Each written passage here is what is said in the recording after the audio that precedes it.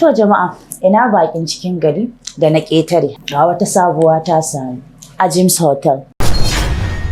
AJIMS Hotel yana nan ne a wajen unguwa 3, wato Zaria Road. AJIMS Hotel muna nan tattare da abubuwa da yawa don ƙayatar da ku. Muna da ɗakuna kala-kala, muna da single room, muna da room and parlour. Sannan kuma akwai restaurant. Sannan kuma maganar wuta 247. Ku zo domin ku gane wa idanku.